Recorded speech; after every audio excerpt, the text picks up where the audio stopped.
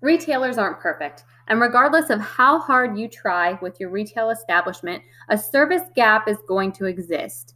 The delivery of customer service is inherently inconsistent, and service failures are bound to happen. While there's a lot of negativity surrounding customer service failures, retailers can actually use these failures as an opportunity to learn and improve. So, service problems enable retailers to demonstrate their commitment to providing high quality customer service. By encouraging customer complaints and handling problems, retailers can strengthen their relationship with the customer. Service recovery efforts significantly increase customer satisfaction, they significantly increase purchase intent, and they significantly increase word of mouth, positive word of mouth.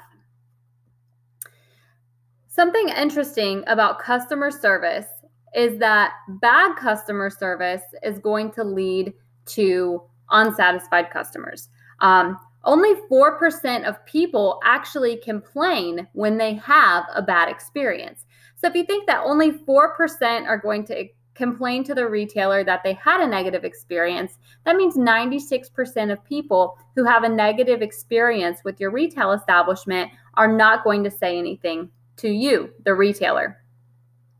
Take that a step further, and of that 4% of people who raise an issue, only about 21% are actually satisfied with the outcome, which means that 80% of the people who complain to the retailer about a bad experience are not satisfied, or they don't feel that the issue has been resolved. And so that means that less than 1% of customers who have a bad experience will actually become a satisfied customer. So I tell you all of that to say that there's a lot of room for retailers to gain satisfied customers from the people who've had a bad experience. And the way that you can turn a customer with a bad experience into a satisfied and potentially loyal customer is to have a plan for service recovery in place and to handle service failures in a positive way. So there's a service recovery process that retailers should use. It's 3 steps. They're generally all happening at the same time here. But the very first thing that you should do if a customer has a negative experience is listen to them. Customers can be very emotional. If you haven't worked in a retail and dealt with an emotional customer, there's a really good chance that you've probably been that emotional customer at a retail store. I've been on both sides of it, so I definitely can understand both the consumer perspective and the retailer perspective. But part of listening to that customer is allowing them to explain their problem without interrupting. And this is the most difficult step in the process because as it's human nature to want to interject or to interrupt or to provide a quick answer.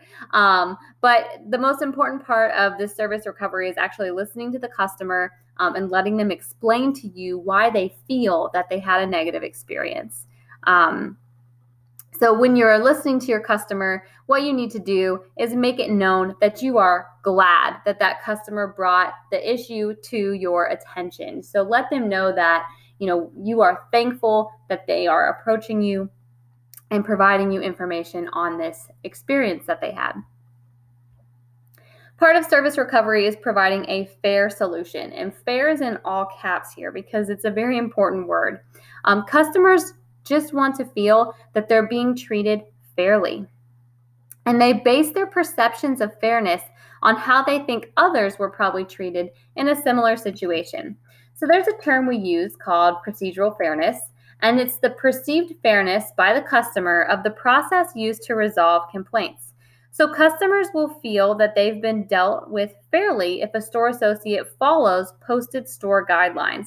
So this is generally why retailers post their return and exchange process in large print at the cash registers or behind the customer service desk. Because if a retail associate can say, "I'm following store policy," most customers should feel that they're treated fairly. Guidelines reduce variability in handling basic complaints. Now, there are many, many complaints that cannot be handled by a corporate guideline. So this is one chance where a retailer has an opportunity to both empower their employees and make sure their customers feel that they're treated fairly. So you can empower your employees to resolve complaints. And when you're resolving these complaints, you need to resolve them as quickly as possible. Customer satisfaction is impacted by the time it takes to get the issue resolved, right? We know that responsiveness was one of those customer service cues we just looked at. So retailers need to empower the first contact employee to move quickly to solve a problem in an effort to increase customer satisfaction. So if you have a sales associate working your customer service desk, they need to be empowered to resolve issues. So a new, young employee should not be posted at the customer service desk, because if there's a problem, they might have to call their manager, which could take 5 or 10 minutes to get that manager to the front of the store. At that point in time, the customer is going to have to re-explain the issue to the manager. And so it adds this time, and the customer is getting more and more agitated as this time builds. So if you empower your employees to solve problems, that's going to help resolve the problem quickly. The issue here is that retailers have to understand the trade-off between resolving a problem quickly and truly listening to the customer. So you need to be able to listen to the customer to be able to customize the service recovery, but you also need to remember that you're trying to resolve this quickly. So that's the service recovery.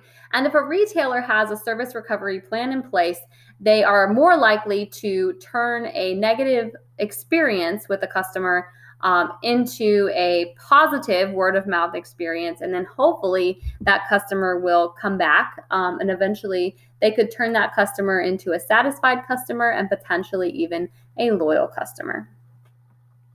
So as we wrap up chapter 18, I want you to consider a situation in which you received poor customer service in a retail store or from a service provider. We've all had negative experiences. Some of us have probably had a bit more negative experience than others, but we've all been in a situation where we've received poor customer service. So I want you to think back on that time and think about how the service recovery was handled.